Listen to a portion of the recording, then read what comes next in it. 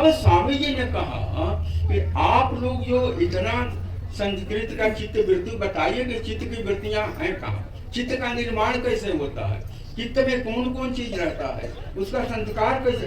उसने कहा महाराज ये तो फकीर लोगों का विषय है, बाहर का ज्ञान हम लोग जानते हैं भीतर। बोला वही फकीर यहाँ बैठा, वही फकीर आपके सामने बैठा है।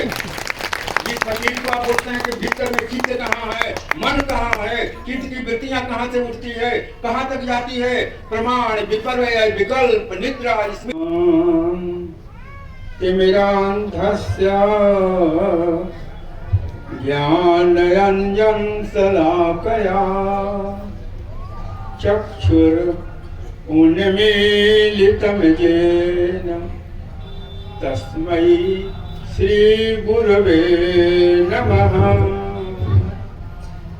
अखंड मंडलाकारं व्याप्तं येन चराचरं तत् पदं दर्शितं येन तस्मै श्री गुरवे नमः। परम आराध्य सद्गुरुदेव भगवान, सद्गुरुदेव के परम शिष्य मेरे अभिन्न मित्र श्री उदय प्रताप सिंह जी, उपाध्यक्ष झारखंड संत समाज, आदरणीय श्री रामचंद्र तिवारी जी, प्रमुख परामर्शक बिहार संत समाज, श्री ललित कुमार सिंह जी, ये यशस्वी ओजस्वी महामंत्री दक्षिणी झारखंड, श्री नंदलाल पासवान जी, ये यज्ञ मंत्री, श्री प्रदीप कुमार जी जो बोकारो से जब भी बाहर जाता हूँ यही मुझे साथ लेकर जाते हैं, मेरे सहयात्री प्रदीप कुमार जी, श्री रामगोविंद यादव जी संयोजक पलामू, श्रीमती कांति देवी प्रचारक बिहार, सरिता देवी स्वर वेद प्रभारी, श्री ओंकार नाथ पाठक वित्त प्रभारी, श्री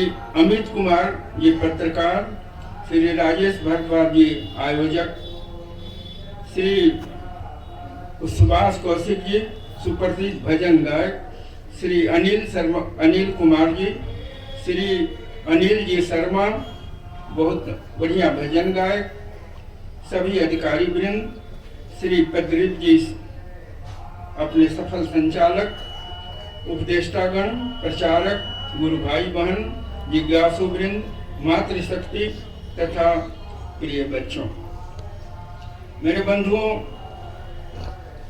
अभी अभी भाव प्रवण कविता में मेरी बहुत प्रशंसा की है। आज भाव प्रवण कविता में मेरी बहुत प्रशंसा किए आज हैं सदगुरु के ये प्रखर प्रचारक श्री राजेश जी भारद्वाज।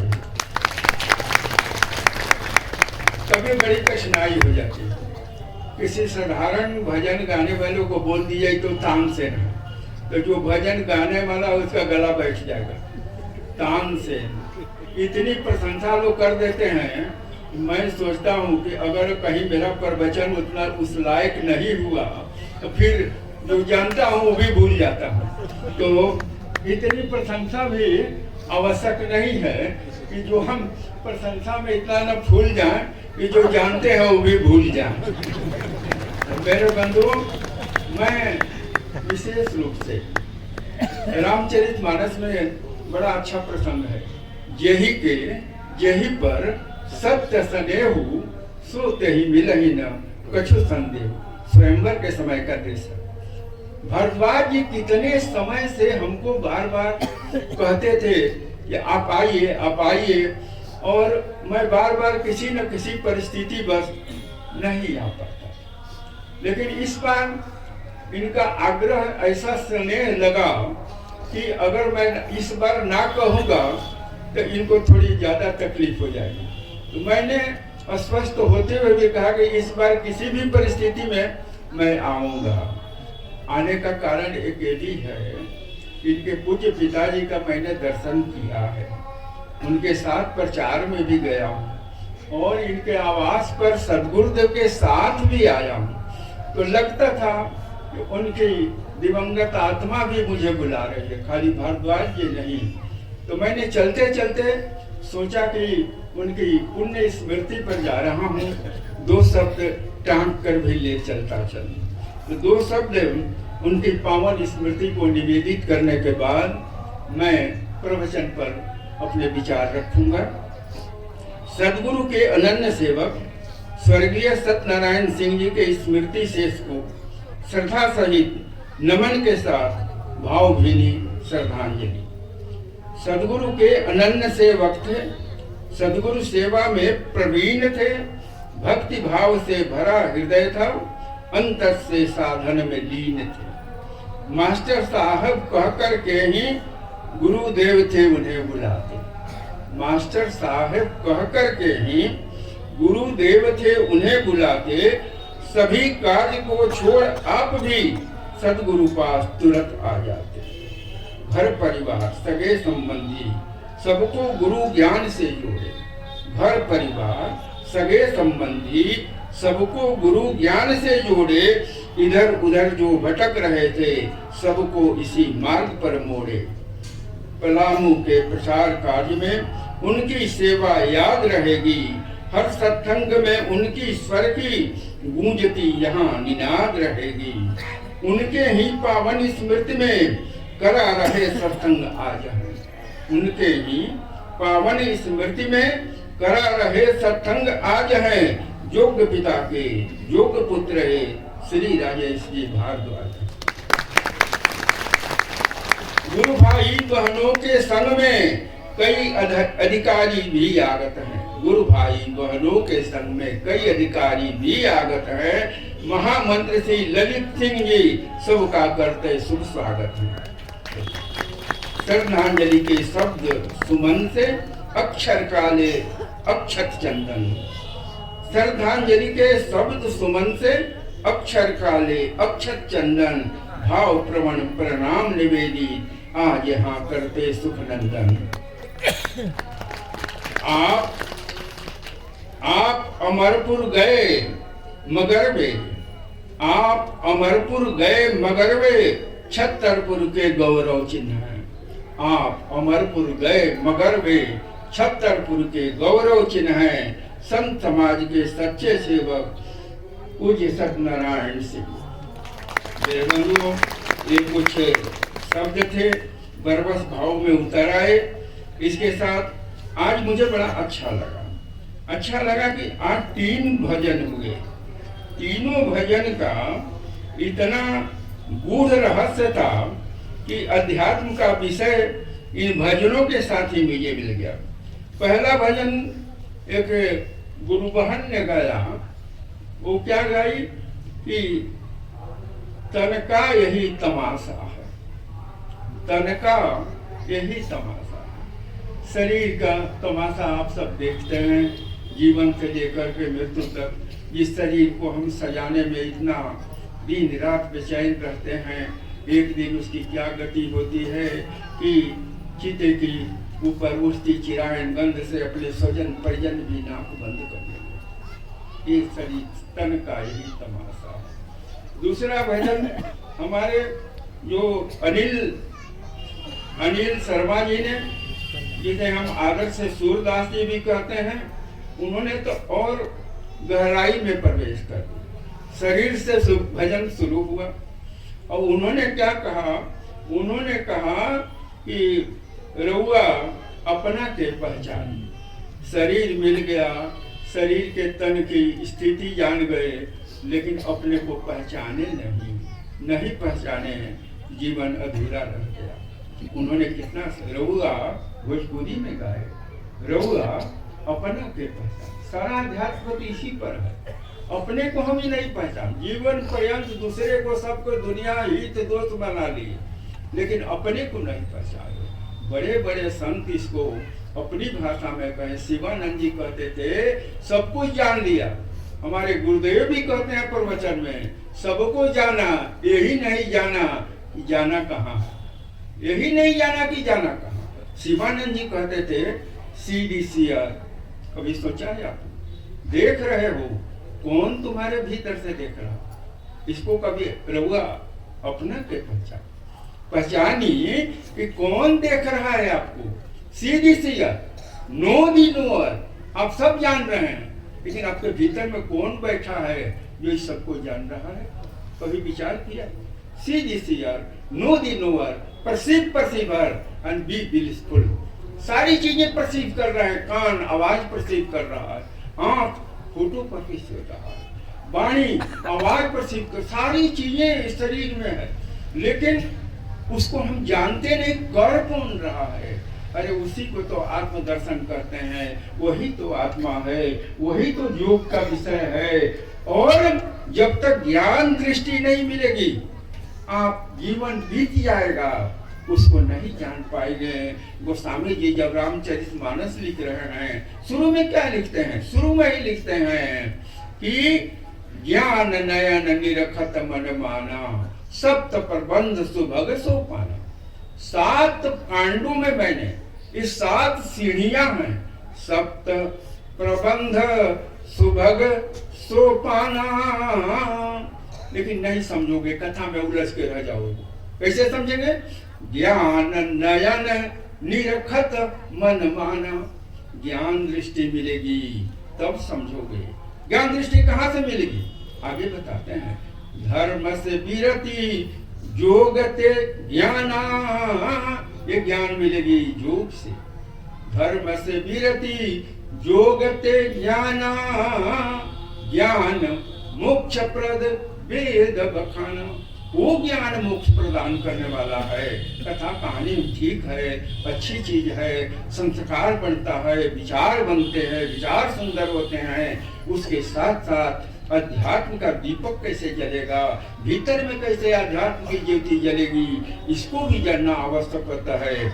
मेरे बंधु, हमारे परम आराध्य स्वामी जी 1924 में संत समाज की स्थापना, 1924 में संत समाज की स्थापना की। क्या नाम रखे थे? पराविद्या योग मार्ग प्रचारणी सभा, अर्थात संत सभा। विहंगम योग चाहे ब्रह्म विद्या, तो बाद में सब जुड़ता है। उन्होंने नाम जो रखा था, याद रखिए आप लोग भी, पराविद्या योग मार्ग प्रचारणी सभा अर्थात संत समाज। 1924 में स्वामी जी ने इस संत समाज की स्थापना की थी। और स्थापना के साथ ही स्वामी जी ने इस प्रचार अभियान को 1924 के बाद सर्वप्रथम कहाँ गए थे? मथुरा गए थे। मथुरा तुरंत एक कार्यक्रम के समाप्ति के 1 महीना बाद मथुरा गए थे। मथुरा में क्या था? मथुरा में महर्षि दयानंद जी का 100 वर्ष पूरा हो रहा। 100 वर्ष कौन बुलाया था? पाकिस्तान का एक लाहौर का गुरु भाई था स्वामी जी का। आप कल्पना करिए उसका। लाहौर का एक गुरु भाई स्वामी जी को आमंत्रित किया था कि आप आइए, मथुरा में बहुत बड़े बड़े विद्वान वेद शास्त्र के इकट्ठा हो रहे हैं, आप भी वहां आइए। स्वामी जी का वो शिष्य था। स्वामी जी गए मथुरा में संत समाज की स्थापना के बाद। वहां जाने पर सचमुच वेद शास्त्र के बड़े बड़े विद्वान थे। उनकी जन्म शताब्दी मनाई जा रही थी महर्षि दयानंद जी की, जिन्होंने वेदों का भाष्य किया। वेद पर उनके बहुत बड़े, कहा जाता है कि 3 पहले विद्वान हुए थे प्राचीन काल में। कौन हुए थे? पहले संस्कृत नहीं नाम था, इसका नाम देवभाषा, देवभाषा। लेकिन 3 विद्वान हुए, पाणिनि, पतंजलि और कात्यायन। 3 महान विद्वान हुए व्याकरण के। इन्होंने इसको संस्कारित किया, नियमित किया, अनुशासित किया। तब उन विद्वानों के साथ उनके बाद इसका नाम संस्कृत पड़ गया, क्योंकि इसको संस्कारित किया गया, अनुशासित किया गया, तो देव भाषा का नाम संस्कृत पड़ गया। मैं इसलिए कह रहा हूँ कि उनके बाद 3 और संस्कृत के जो विद्वान हुए, उसमें महर्षि दयानंद, विरजानंद और एक और ये वो ब्रह्मदत्त जिज्ञासु थे। 3 महान व्याकरण जो प्राचीन काल के बाद हुए। मैं इसलिए इनों का नाम रख रहा हूँ कि महर्षि, ये उनके प्रचार थे। काशी में जो संस्कृत पाणिनि विश्वविद्यालय था, उसके प्रचार ब्रह्मदत्त जिज्ञासु जी थे। और ब्रह्मदत्त जिज्ञासु जी से, इतने बड़े संस्कृत के विद्वान से, हमारे सदगुरु आचार्य स्वतंत्र देव जी ने इनसे संस्कृत का अध्ययन किया है, उनसे संस्कृत की शिक्षा ली है। और उनके वो जब इनसे मिलने के लिए प्रथमाचार्य जी जाते थे तो ब्रह्मदत्त जिज्ञासु जी खड़े हो जाते थे और खड़ा होकर के प्रश्न पूछते थे। प्रथमाचार्य जी कहते थे कि उम्र में आप हमसे काफी बड़े हैं, आप क्यों खड़ा होकर प्रश्न पूछते हैं? हमारे प्रथमाचार्य जी कहते थे उम्र में आप बड़े हैं, आप बैठ करके बोले नहीं, मैं उम्र में बड़ा हूँ, इतने बड़े विद्वान व्याकरण के, मैं उम्र में विद्वान हूँ, लेकिन आप ज्ञान में भी बड़े हैं। मैं केवल उम्र में बड़ा हूँ, आप ज्ञान में बड़े हैं, इसलिए मेरा अनुशासन है, मैं खड़ा होकर के आपसे प्रश्न पूछूं। और इतने बड़े विद्वान कभी कभी प्रथमाचार्य जी उनसे कुछ पूछ देते थे तो बोलते थे कि पता नहीं, वो सदगुरुदेव से कहते थे स्वतंत्र देव तुम्हारे पिताजी में क्या है, ये जो कुछ पूछ देते हैं वो मैं 100 बार बच्चों को पढ़ा चुका रहता हूँ, लेकिन जब पूछते हैं तो मैं भूल जाता हूँ कि पता नहीं क्या कर देते हैं। तुम्हारे पिताजी के पास कौन सी शक्ति? उनके पास शक्ति प्रथमाचार्य जी के पास, हमारे बड़े स्वामी जी के पास ये योग की शक्ति, आंतरिक शक्ति है। बाहरी शक्ति भी है, मंत्र में भी शक्ति है, जाप में भी शक्ति है, सब में शक्ति है, लेकिन महाशक्ति जो है आंतरिक साधना में, जो योग जन शक्ति है, भीतर की जो शक्ति है, वह उसका महत्व बहुत अधिक है, बहुत बड़ी शक्ति है। इसीलिए लोग कहते हैं कुंभ के अवसर पर प्रथमाचार्य जी को बड़े स्वामी जी कभी कभी भेजते थे कि जाइए अंदर में घूम करके आइए। पूछते थे कि कहाँ कहाँ घूमे? उन्होंने कहा आज गए थे मैं, पूज्य देवरावा बाबा का दर्शन हुआ। प्रथमाचार्य जी कुंभ में बोले कि तब क्या हुआ? बोले कि देवरावा बाबा ने फूल फेंक करके आशीर्वाद दिया और कहा कि आप तो सदाफल देव जी महाराज के पुत्र ही नहीं, शिष्य और पुत्र। शास्त्र कहता है कि कोई भी योग उत्तराधिकारी या तो शिष्य बने या कोई उनका पुत्र बने। और सोने में सुहागा जब हो जाए, या पुत्र ही शिष्य भी बन जाए, उत्तराधिकारी भी बन जाए, तो सोने में सुहागा हो जाए। शिष्य भी बन सकता है, पुत्र भी बन सकता है, लेकिन पुत्र और शिष्य दोनों एक हो, क्योंकि हम और आप केवल इतना ही जानते हैं, वो इनका पुत्र है, वो उनका पुत्र है। हम ये नहीं जानते किसको पुत्र रूप में, किस महान आत्मा को ऋषि महर्षि अपने घर लाते थे।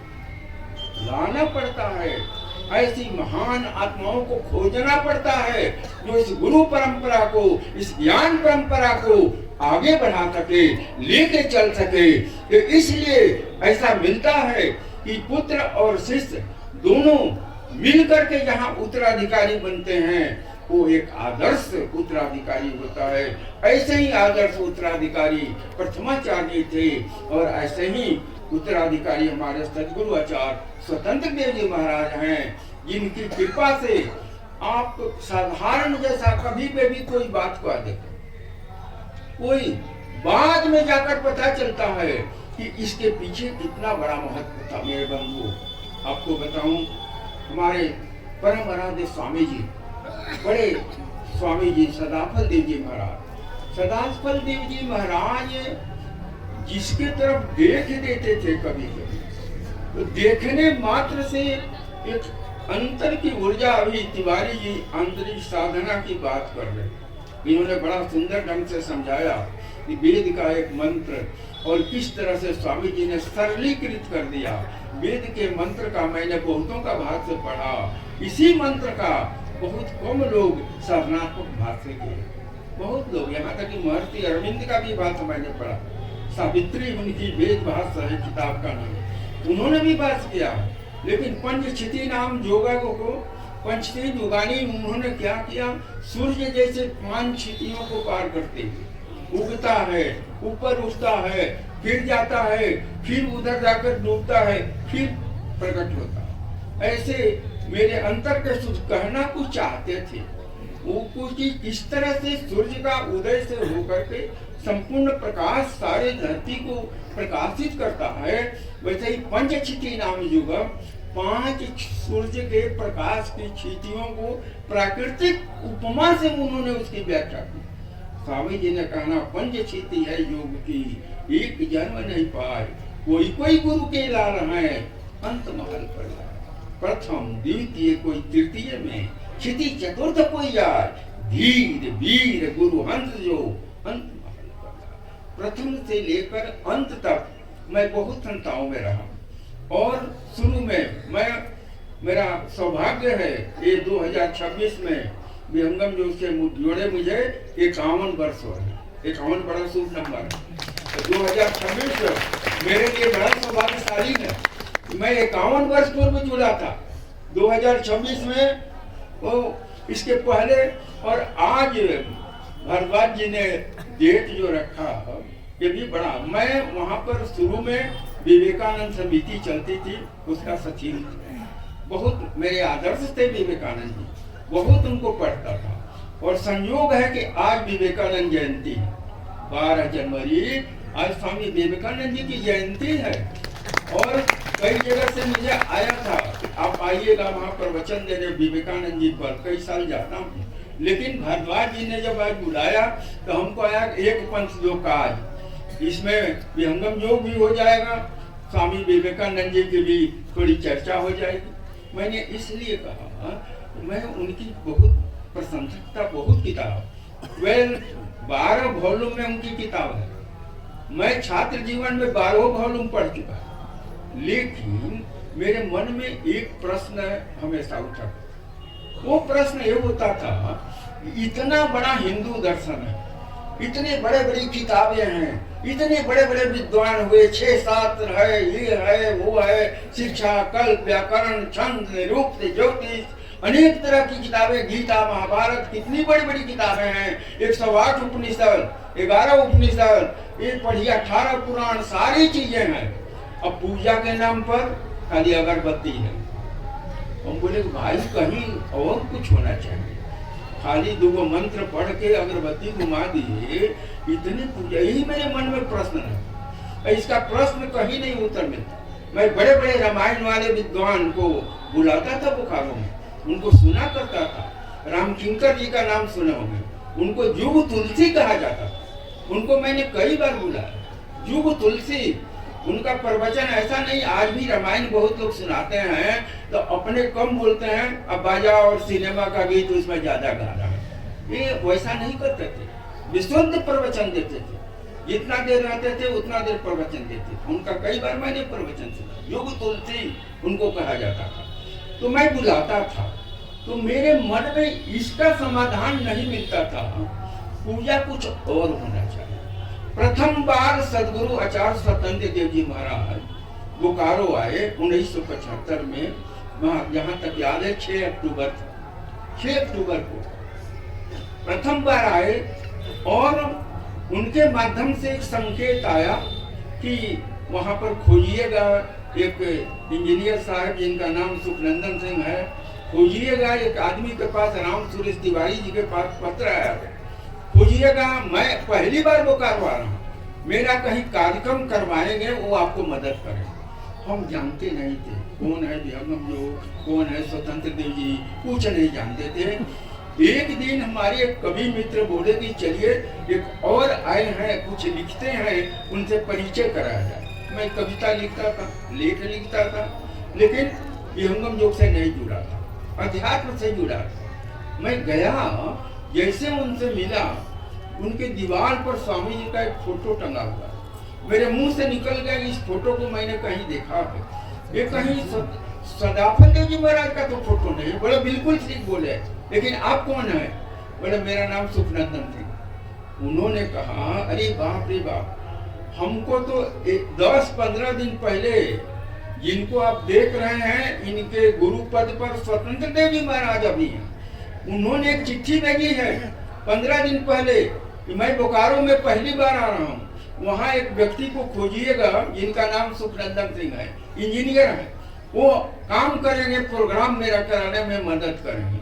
तो हम कहाँ खोजे खाली नाम पर। तो हम तो एक हफ्ता दौड़ते रहे, कुछ पता नहीं चला। संयोग देखिए, खोजना हमको था और खोजते खोजते आप आ गए मेरे। हमको लगा कि भाई ये तो बड़ा कौन गुरु, खोजना उनको था, अब खोजते खोजते मैं कैसे पहुंच गया, कौन मुझको प्रेरित किया, ये बहुत लंबी कहानी है, उसको मैं छोड़ देता हूँ, आप किताब में भी पढ़े होंगे। लेकिन आगे कहता हूँ, मैंने कार्यक्रम कराया, उस समय वहाँ का राम मंदिर का सभा कक्ष केवल बना था और बाकी था। राम मंदिर के मैं ट्रस्ट में भी था, मैंने गया राम मंदिर में सब प्रोग्राम करा दिया। वर्तमान सदगुरु आए, पहचानता नहीं था, मुझसे गलती भी हुई, ये घूम रहे थे बाहर। इनकी उम्र कितनी थी उस समय? 27 वर्ष, मेरी उम्र 31 वर्ष, इनसे 3-4 साल बड़ा हूँ सदगुरुदेव से। तो उस समय इनकी उम्र थी 27 वर्ष, मेरी अवस्था थी 31 वर्ष। तो मैं गया तो बाहर टहल रहे थे एक आदमी, हमको लगा कि जो महात्मा जी आए हैं उनका चेला चपाटी कोई है। मैं दूर से गया, थोड़ा इधर आइए। उन्होंने भी कहा कि आप इधर आइए। हम लोग समझते नहीं थे, दोनों आदमी नजदीक आ गए। जब नजदीक आए तब हम बोले कि कोई महात्मा जी आए हैं, उनसे हम मिलने आए हैं। बोले चलिए, भीतर चले गए। भीतर गए तो देखे मड़ी झोपड़ी जैसा था, वहाँ पर चौकी बिछा हुआ था, चौकी पर एक सफेद चादर था, वहाँ डंडे रखे, बैठ गए उसी पर। अब मैं अगल बगल देख रहा हूँ तो महात्मा जी की तरह, दूसरा कोई महात्मा दिखाई नहीं दे। मैं बड़ा परेशान हुआ, बोला कि सरकार महात्मा जी आप ही हैं? तो हाँ बोलिए, हंस के बोले अभी भी स्वामी ऐसा ही बोलते हैं, आपको 10 बार से आते हैं फिर भी बोलेंगे अच्छा तो आपका नाम क्या है, अब बताइए।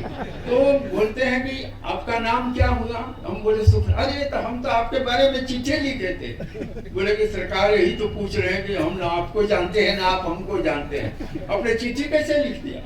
उन्होंने कहा कि मैंने प्रथमाचार्य जी की, जिनका 69 में शरीर छूट गया, प्रथमाचार्य जी 20 में जिनका, उनकी डायरी में 69 में शरीर छूट गया। ये मैं घटना 75 की बता, उनकी डायरी एक दिन पढ़ रहा था, तो डायरी में लिखा था कि निकट भविष्य में आप बोकारो जाएंगे तो वहां एक सुखनंदन सिंह नाम के व्यक्ति को खोजेंगे, वो आपको प्रचार में मदद करेंगे। उसी डायरी को पढ़ के, मैं भी आपको नहीं जानता हूँ, लेकिन प्रथमाचार्य की डायरी देख करके मैंने चिट्ठी लिख दिया था।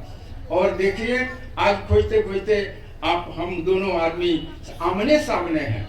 मैं समझा कि महाराज मैं तो बहुत चमत्कार सुनता था, पढ़ता था, आज तो चमत्कार मेरे सामने खड़ा है, चमत्कार मेरे सामने खड़ा है, कौन चमत्कार सुनेंगे, बात सुनेंगे। मैं बड़ा आश्चर्यित हो गया, मेरे आंखों में आंसू आ गए। मैं लेकर आया, लेकिन जो मुख्य बात कहने जा रहा हूँ, पहली बार सदगुरुदेव ने जो 1.25 घंटा पर वचन दिया राम मंदिर में, पहली बार बताया कि पूजा के 2 आधार होते हैं, एक बाहरी आधार, बाहरी आधार में भी फिर 2 हो जाता है। बाहरी आधार में क्या 2 होता है?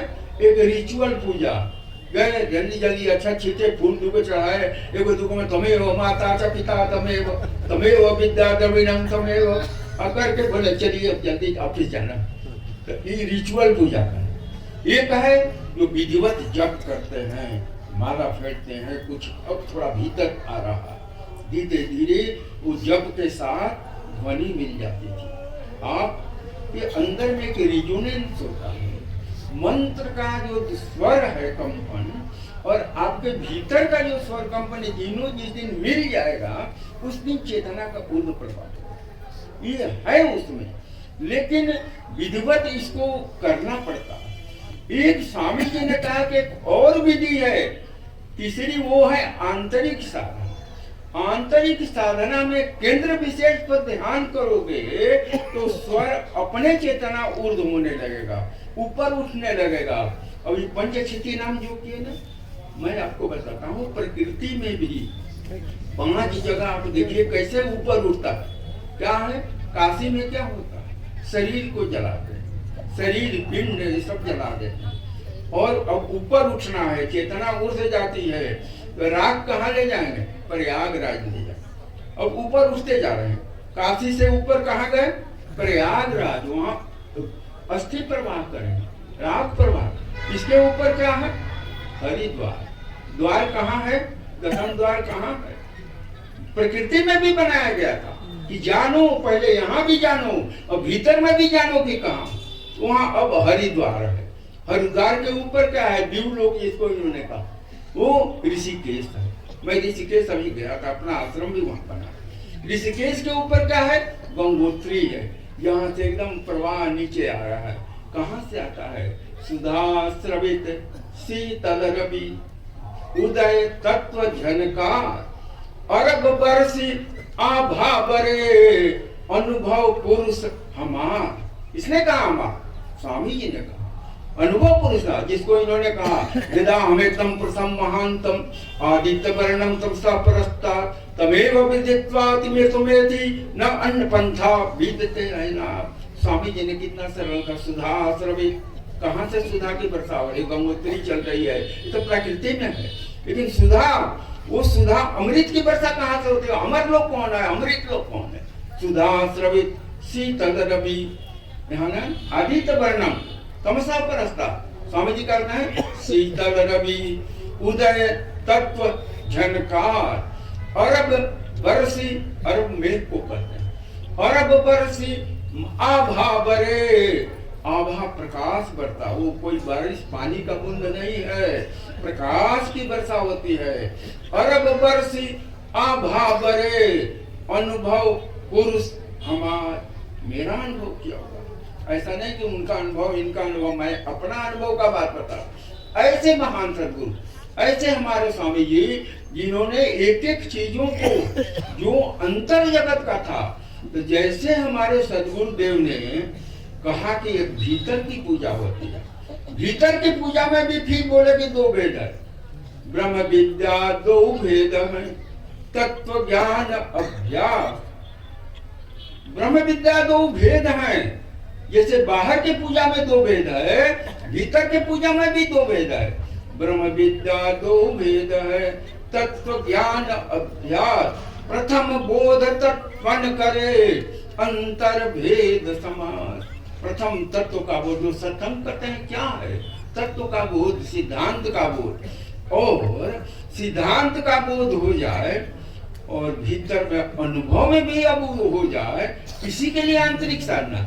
आप कागज में पढ़ लिए, नक्शा में देख लिए कि यहाँ से छतरपुर जाने का रास्ता कैसे है, वहां से यहाँ ये डोभी मोड़ से ऐसे है, ये कागज में देख ली, अब गए है ये नहीं, तो कुछ वो पता नहीं चलेगा। सिद्धांत वही है, सिद्धांत तो जान गए, यहाँ से दिल्ली जाना है तो यहाँ से गोमो मिलेगा, गोमो से गया मिलेगा, फिर ये मिलेगा, प्रथम भूमि में ये मिलेगा, दूसरी भूमि में ये मिलेगा, तीसरी भूमि में ये मिलेगा। सिद्धांत जान गया, गए है ये नहीं। तो इसलिए आंतरिक साधना ये है कि जो सिद्धांत में जाने, मन क्या है, बाहर से खूब पढ़ लिए, चित्त क्या है, योग दर्शन भी पढ़ लिए, योग चित्त वृत्ति निरोध, योग दर्शन भी पढ़ लिए, योग चित्त वृत्ति निरोध। लेकिन चित्त कहाँ से, यही प्रश्न को मथुरा में उठा था, जहाँ से मैंने आज प्रवचन प्रारंभ किया। यहाँ मथुरा में गए थे, वहाँ योग के बड़े बड़े विद्वान आए और आकर के स्वामी जी लिखे थे कि योग संबंधी जिसको चर्चा करनी हो यहाँ मिल सकता है। वो 8-10 विद्वान आए बड़े बड़े, और उन्होंने कहा कि आप कहाँ से, जो बड़ा शब्द कटु था, आप कहाँ से जोगी आ गए, ये स्वामी जी के सामने बोले, आप कहाँ से जोगी आ गए? हम तो अपने बच्चों को योग पढ़ाते हैं। तो बोले क्या पढ़ाते हैं? तो हम लोग बताते हैं योग चित्त वृत्ति निरोध, योग चित्त की वृत्तियों का निरोध है। बोले बहुत अच्छा है, हमको भी पढ़ाइए, लेकिन एक सवाल बता दीजिए। बोले क्या? ये बताइए कि चित्त की वृत्तियों का निरोध करना योग है। बड़ा बढ़िया परिभाषा। चित्त की वृत्तियां कहाँ से उठती हैं, कहाँ तक जाती हैं, और निरोध कहाँ पर जाके होता है, ये हमको आप बता दीजिए, मैं संतुष्ट हूँ। बोले महाराज ये तो हम लोग नहीं जानते, हम ये बता सकते हैं चित्त शब्द की व्युत्पत्ति क्या है। बाबा जो शिव राम आपटे उन्होंने बनाया है संस्कृत हिंदी शब्द को, बहुत बढ़िया उनका शब्दकोश माना जाता है। आपको बताएं संस्कृत का मोनियर विलियम अंग्रेज था, उसने पहला बनाया संस्कृत इंग्लिश शब्द को, मोनियर विलियम। वो मोनियर विलियम जिसने संस्कृत इंग्लिश शब्दकोश बनाया, वो भारत आया था व्याकरण सीखने। भारत आया, महर्षि दयानंद जी से भी मिला, वो मोनियर विलियम, और वो मिलने के बाद उन्होंने कहा कि हमको कुछ ऐसे विद्यार्थी दीजिए जो जिनको मैं जाकर के पढ़ाऊंगा, ऑक्सफोर्ड में पढ़ाऊंगा संस्कृत। उन्होंने एक व्यक्ति को दिया, श्यामजी कृष्ण वर्मा, आप लोग नाम सुने होंगे। ये सारे क्रांतिकारियों के गुरु थे श्यामजी कृष्ण वर्मा, लंदन हाउस में रहते थे। ये जितने हुए हैं क्रांतिकारी, चाहे मदन लाल ढींगरा हो, चाहे भगत सिंह हो, जितने, इस श्यामजी कृष्ण वर्मा से ही सब लोग। श्यामजी कृष्ण वर्मा को कौन लेकर गया था? मोनियर विलियम्स लेके गया। मोनियर विलियम्स कौन था? संस्कृत का बहुत बड़ा विद्वान था। संस्कृत इंग्लिश शब्द को उसी का बनाया होगा। तो उनके मोनियर विलियम दयानंद जी से भी मिला। तब स्वामी जी ने कहा कि आप लोग जो इतना संस्कृत का चित्त वृत्ति बताइए कि चित्त की वृत्तियां हैं कहाँ, चित्त का निर्माण कैसे होता है, चित्त में कौन कौन चीज रहता है, उसका संस्कार कैसे। उसने कहा महाराज ये तो फकीर लोगों का विषय है, बाहर का ज्ञान हम लोग जानते हैं भीतर। बोला वही फकीर यहाँ बैठा, वही फकीर आपके सामने बैठा है। जिस फकीर को आप बोलते हैं कि भीतर में चित्त कहाँ है, मन कहाँ है, चित्त की वृत्तियां कहाँ से उठती है, कहाँ तक जाती है, प्रमाण, विपर्य, विकल्प, निद्रा, स्मृति, ये 5 चित्त की वृत्तियां। प्रमाण वृत्ति क्या है? प्रमाण वृत्ति है जिस चीज को आप देख, प्रमाण भी 3 तरह का होता है, प्रत्यक्ष प्रमाण, अनुमान परिणाम और आगम परिणाम। ये प्रमाण वृत्ति भी 3। पहले वृद्धि तो जानिए, योग चित्त वृत्ति निरोध। हजारों आदमी को मैंने सुना है प्रवचन देते हुए, कहते हुए, लेकिन चित्त वृत्ति है कहाँ? क्या होता है प्रमाण? प्रत्यक्ष प्रमाण, आंख के सामने जो है देख लिए तो प्रत्यक्ष प्रमाण। प्रति अक्ष, अक्ष माने आंख, आंख के सामने, ये प्रत्यक्ष प्रमाण है। अनुमान प्रमाण क्या है कि हम देखा नहीं, धुआं देखा, वहां तो लगा जरूर वहां आग होगा। अनुमान, बहुत से व्यक्ति को आप पीछे से पीछ देख के समझ जाते हैं कि फलाना व्यक्ति है, पीठ देख के अनुमान की, देखे नहीं। तो बहुत सी ऐसी वृत्ति है जो अनुमान से आप पकड़ते हैं, प्रमाण से पकड़ते हैं। प्रमाण और अनुमान है वो शब्द प्रमाण कि हमने अपने देखा नहीं, फलाना कहा कि अमुक व्यक्ति तिवारी जी वहां पर खड़ा है, अपने भी नहीं देखा, लेकिन वो बोला तो एक शब्द प्रमाण हुआ। लेकिन अध्यात्म में शब्द प्रमाण माना जाता है। संत महात्माओं का जो अध्यात्म के प्रति शब्द होता है उसको शब्द प्रमाण कहा जाता है। जैसे अनुभव पुरुष हमार, मैंने आत्मदर्शन किया है, ये जब वो कहेगा तो ये शब्द प्रमाण का है। तो 3 तरह के केवल प्रमाण भी वृत्ति है, अनुमान, शब्द, प्रत्यक्ष। इसके बाद प्रमाण के बाद कौन वृत्ति होती है? विपर्य है कुछ, दिखाई कुछ पड़ता है, दिखाई देता है कि सूरज चल रहा है, अब असलियत है कि पृथ्वी घूम रही है। अगर किसी से पूछ लीजिए कि पृथ्वी को कभी घूमते हुए देखा है, बोला कि ना भाई हम तो नहीं देखा। तो कैसे बोलते हैं कि पृथ्वी, अगर कह देंगे पृथ्वी नहीं घूमती है तो आप कहिएगा महाबेवकूफ भाई, पढ़ाई लिखाई नहीं किया था, पढ़ा नहीं है ज्योग्राफी में। भूगोल, पृथ्वी गोल है, आप मानते हैं? पृथ्वी किसी ने लिख दिया पृथ्वी गोल है, सर्वप्रथम किसने लिखा? गैलीलियो ने लिखा। गैलीलियो को क्या हुआ?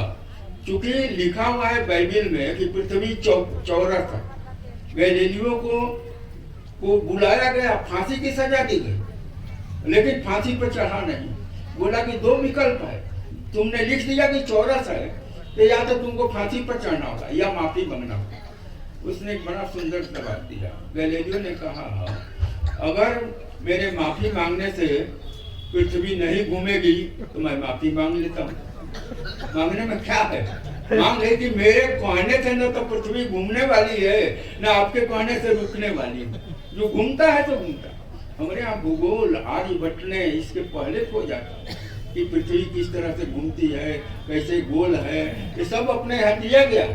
तो मेरे बंधुओं, इस तरह से जो स्वामी जी का जो ये जो प्रमाण विपर्य माने उल्टा, आपको कुछ लगता है कोई चीज, सबसे बड़ा विपर्य ज्ञान, धर्म और अध्यात्म।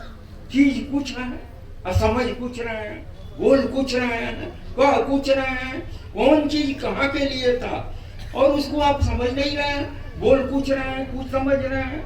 तो मेरे बंधुओं, विपर्य होता है उल्टा क्या, प्रमाण विपर्य विकल्प। विकल्प क्या है? कुछ नहीं है।